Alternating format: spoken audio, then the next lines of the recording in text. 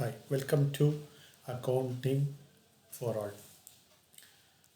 In this video, I'll be explaining you about debit credit rules.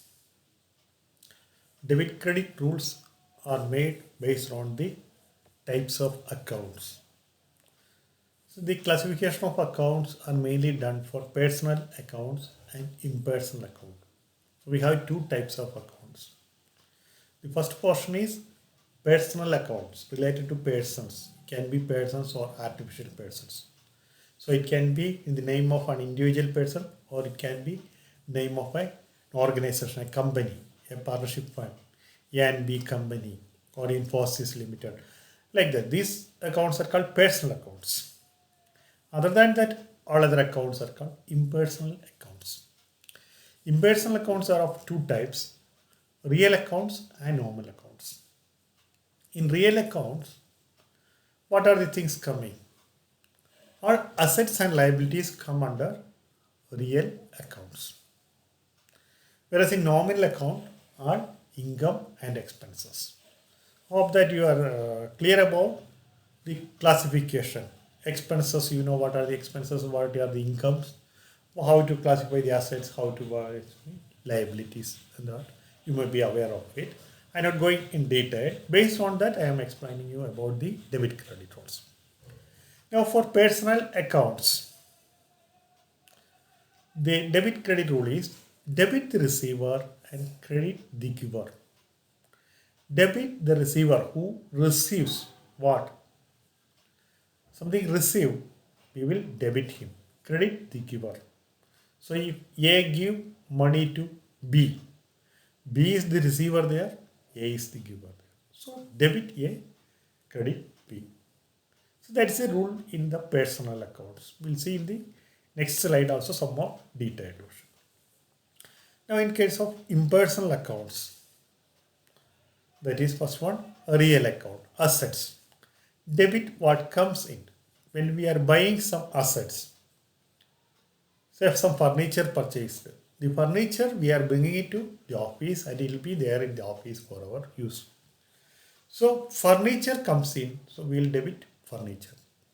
Credit what goes out. For buying the furniture, we paid cash. Cash is also an asset.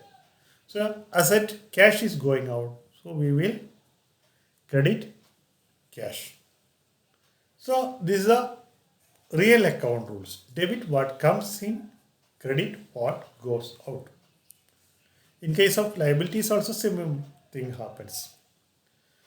Debit what comes in, credit what goes out. Here liability when it is increasing, we will credit the liability, debit what comes in. Here we will be debiting the liability when it is decreasing. So that will be explained in the next slide. Here mainly explained on the assets point of view. We will get more detail in the other slide. Nominal account. Nominal account is consists of expenses and income or profit and losses. Here all expenses we are debiting. Whatever expenses we are spending some money for purchase of some stationeries or paying salaries. All these we call as expenses. So we got some services or we purchased something stationery items. Then we will debit all these expenses and credit all income and gains. Any income when we are receiving it, we will be crediting it. Any profit, we will credit it. Because this will be explained again in this second sheet, you can see why it is done so. So the basic rule is debit all expenses and credit all income. Real account, debit what comes in, credit what goes out. This is a basic rule. More explanation I am giving you in the second slide. We'll see in detail now.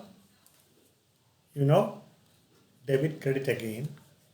Increase in assets. When assets is increasing, we will debit it. When assets is decreasing, we will credit it. The other way, when we are purchasing the assets, this is increasing the assets in our hand. So we will debit it, and when the assets are sold off or depreciated, reducing, then we will credit such assets. This is a rule based on the earlier rule, real accounts, debit what comes in, credit what goes. That rule also you can identify here. Next one is increase in expenses or loss.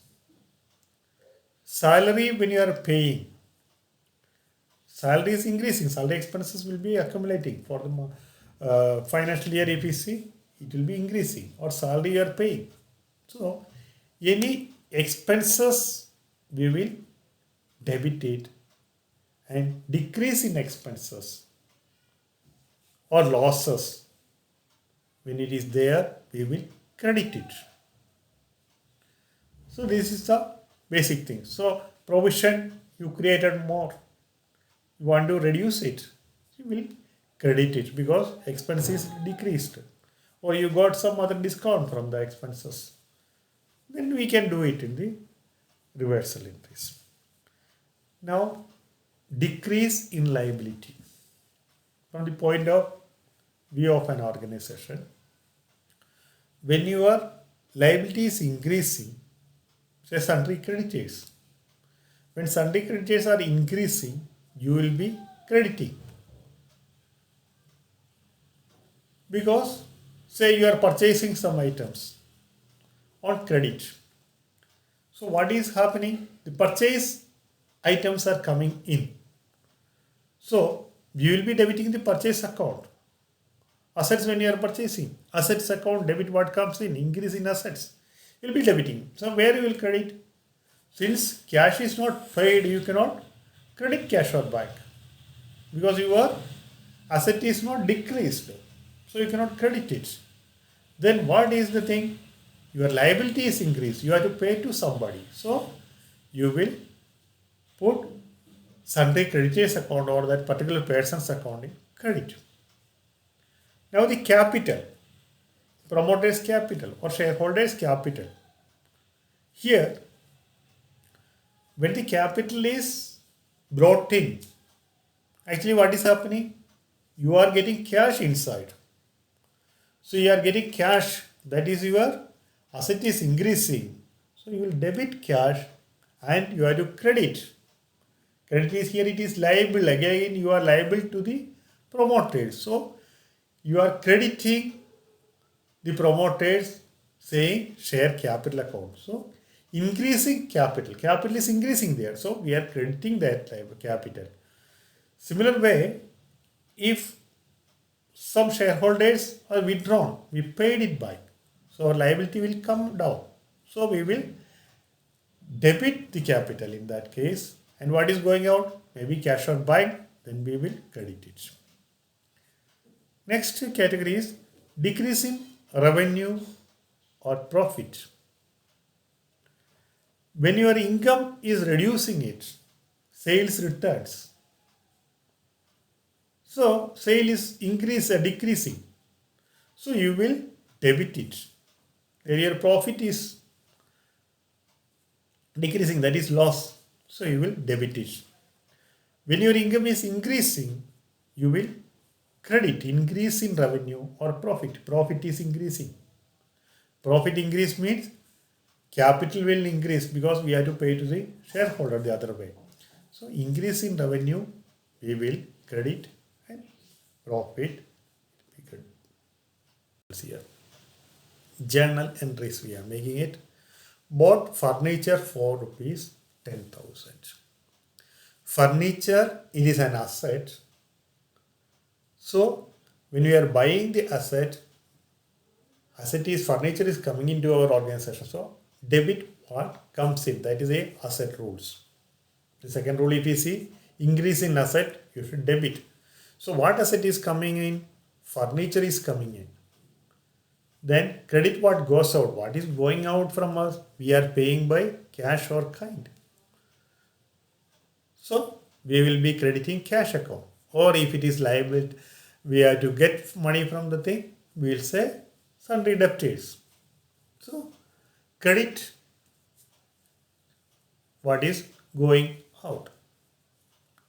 Then next one example, purchase goods from X on credit. So we are purchasing goods, we are getting goods inside. Here we are not paying cash, our liability is increasing. So goods is an asset, whatever we are buying. So we will be debiting that goods account with 5,000 rupees, and credit liability is increasing from whom? Whose name? Mr. X, Mr. Y, or A and B company. So that account we are crediting it. Then when we are paying back the liability, what will happen? Our liability will be coming down and cash will be going out. So when you are paying 5,000 rupees to Mr. X, what will happen? Mr. X account, earlier we are credited because liability was increased. Now our liability is reducing, so we will debit X account, and our cash is going out, so we will credit. So to cash account 5,000 being cash paid to Mr. X. Narration I have not given here again the next thing, but the narration is part of it. Next, paid rupees 500 towards stationery.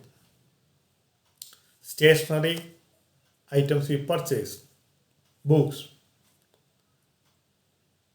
So suppose books we purchase, or pens, pencils, scribbling pads, so many items we need it for the office purpose. So what we are getting, these items are coming into the office. This we called as stationery items because it is used for regular business transactions. We'll be using it, and it is be consuming one way or the other way. It will be getting consumed in the period, in a shorter period. So we call it as a stationery item. It is not an asset. Books purchasing cannot be taken as an asset unless we are a bookseller.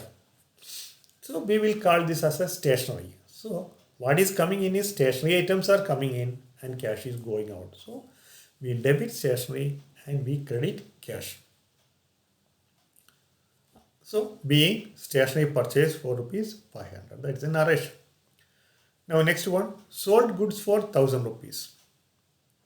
Our sales income. Income is increasing. Increasing in income, we have to credit it. What we are getting it? Asset is getting it. Increase in assets. Cash is coming in. Debit what comes in. So cash account, we debit and we credit sales account. Being sold goods for rupees 1,000. Few more. And now let us see another example. Purchase of goods for rupees 5,000 and GST 12%.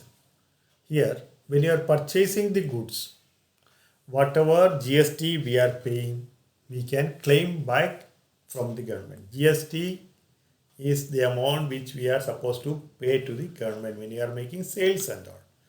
But in the same way, when we are purchasing the items, also we are paying GST. So that amount we can adjust against the sales made. So what happened? In one way, when we are purchasing goods and the GST is paid, that GST we can treat it as an asset for us, a current asset actually. So we will debit it, and purchase account is debited with 5,000 only because purchase account 5,000 rupees material we purchased. 600 rupees GST is there on that. This we are getting from the government, not from the consumer. So our purchase value is only 5,000. Our sales tax value is 600. So purchase account debtor 5,000. GST account debtor 600. Because GST is a current asset for us in this case, purchase case. To cash account, we paid 5,600 rupees cash, being goods purchased for cash. So that is one condition. When we are purchasing the goods, the GST paid is a current assets. We will treat it as a current assets. The other way side, when we are selling goods, let us see, sale of goods for rupees 5,000, GST at 12%. Here what? When we are selling the goods, the price includes GST. So the customers will give us the amount inclusive of tax. So we are getting the cash inclusive of tax. So 5,000 goods value plus 12%, 5,600 rupees we are getting cash. But our sales value is only 5,000 and the liability for GST is 600 rupees which we have to pay. So 600 rupees we will show it in the GST account being sale of goods. So this is another category. Then let us see what will happen in a case of discount. Sale of goods for rupees 5,000 at discount rupees 500 and GST 12%. So here goods we sold for rupees 5,000 and discount 100 rupees given, GST is 12%. So 5,000 goods, GST is 12%, 6,600 rupees, 5,600 rupees value. We give 100 rupees discount to the customer. So cash we get only 5,500, discount is 100 rupees, to sales account 5,000, to GST account 600. So this is the terms for this. So hope that you understood this situation. All the best.